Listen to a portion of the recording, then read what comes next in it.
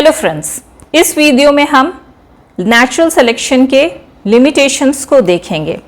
तो natural selection का main M होता है एनवायरमेंटल चेंजेस को फेस करने के लिए पॉपुलेशन में इम्प्रूवमेंट लाना और या फिर इम्प्रूवमेंट की तरफ ड्राइव करना। क्योंकि हम जानते हैं कि एनवायरमेंट जो है उसमें चेंजेस होता रहता है, अतः पॉपुलेशन या ऑर्गेनिज्म के बेटर अडेप्टेशन की आवश्यकता होती है ताकि ये चेंजिंग एनवायरनमेंट में सरवाइव कर सके। इसमें नेचुरल सिलेक्शन जो है इम्पॉर्टेंट रोल प्ले करता है। बेटर अडेप्टेड इंडिविजुअल्स जो होते हैं वो रिप्रोड्यूस करते हैं और अपने जैसे ऑफस्प्रिंग्स प्रोड्यूस करते हैं। इसे ही हम डिफरेंशियल रिप्रोडक्शन कहते हैं, जिसके बारे में हमने पहले डिस्कस किया है। यह कंप्लीटली परफेक्ट नहीं है, इसके कुछ लिमिटेशंस भी हैं। यह जो पॉपुलेशन में पहले से जेनेटिक वेरिएशंस प्रेजेंट होते हैं उस पे ही ऑपरेट करता है, ये नए वेरिएशंस को क्रिएट नहीं कर पाता है। तो एनवायरमेंटल चेंजेस में पॉपुलेशन बेटर अडेप्टेड हो सके और इन चेंजेस के प्रति ये कोप अप कर सके, उसके लिए कुछ वेरिएशंस की आवश्यकता होती है। लेकिन जो नेचुरल सिलेक्शन है वो ऑलरेडी पॉपुलेशन में जो पहले से वेरिएशन प्रेजेंट होते हैं उस पे ही काम करता है।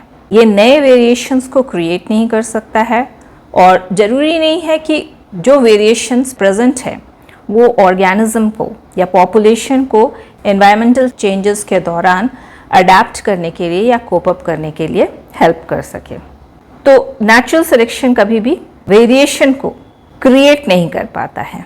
तो नेचुरल सिलेक्शन को जो ऑलरेडी प्रेजेंट होते हैं वेरिएशन उस पे ही वर्क करना होता है। यह नेचुरल सिलेक्शन पहले से प्रेजेंट वेरिएशन पर ही काम करता है और नेचुरल सिलेक्शन के द्वारा लिमिटेड टाइम स्पैन में पॉपुलेशन में स्लाइट मॉडिफिकेशन होता है। अगर हम ड्रास्टिक चेंजेस की बात करें तो यह लंबे समय तक, लेसर चेंजेस का कई जनरेशन्स तक स्लो एक्यूमुलेशन के द्वारा होता है। तो इसमें मिलियंस ऑफ ईयर्स लगते हैं, या फिर हम कह सकते हैं कि ड्रास्टिक चेंजेस के लिए काफ़ी लंबे समय की आवश्यकता होती है।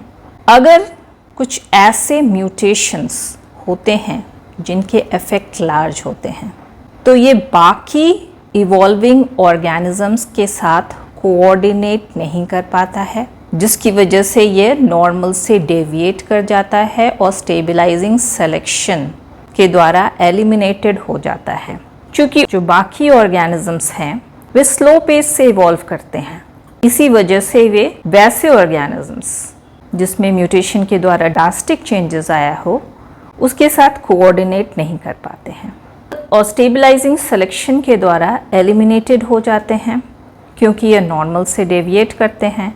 और स्टेबलाइजिंग सिलेक्शन जो है वो नॉर्मल या मीन फेनोटाइप को ही प्रेफर करता है तथा एक्सट्रीम फेनोटाइप्स को एलिमिनेट कर देता है। कभी कभी एक फीचर में चेंज जो कि अच्छे के लिए होता है वो कुछ दूसरे चेंजेस को भी लाता है जो कि वर्स होता है। तो अगर हम नेट रिजल्ट की बात करें तो 0 होता है, यानी कि इसमें किसी तरह के भी फिटनेस में इंक्रीज नहीं होता है।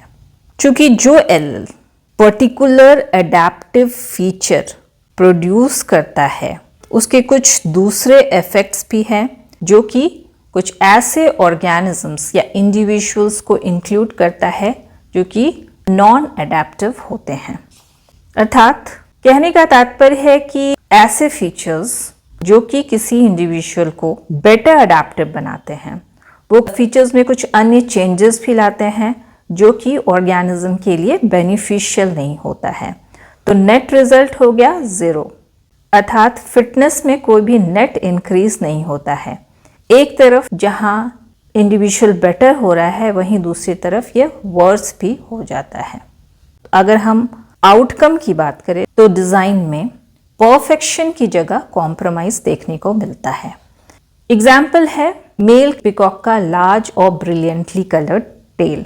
एक तरफ तो इस तरह के टेल फीमेल को अट्रैक्ट करते हैं, लेकिन दूसरी तरफ ये हिंड्रेंस भी होते हैं, चूँकि ये आसानी से प्रेड हो जाते हैं, ये ईजिली स्पॉटेड हो जाते हैं, जिसके फलस्वरूप प्रीडेटर्स इन पर अटैक करते हैं और ये लार्ज फेदर्स होने के कारण अपने आप को आसानी से प्रोटेक्ट भी नहीं कर पाते हैं।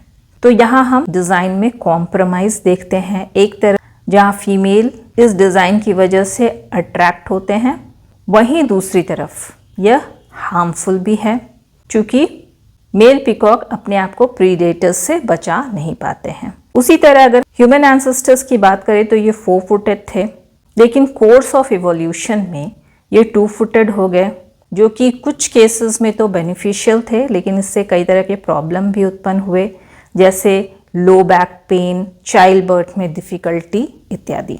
कई बार नेचुरल सिलेक्शन के द्वारा हार्मफुल एलल्स भी इंट्रोड्यूस हो जाते हैं और हेल्पफुल एलल्स इरेज्ड हो जाते हैं, और यह नॉर्मली होता है माइग्रेशन तथा नेचुरल डिजास्टर्स के द्वारा, जो कि जीन फ्लो और जेनेटिक ड्रिफ्ट के लिए रिस्पॉन्सिबल होते हैं।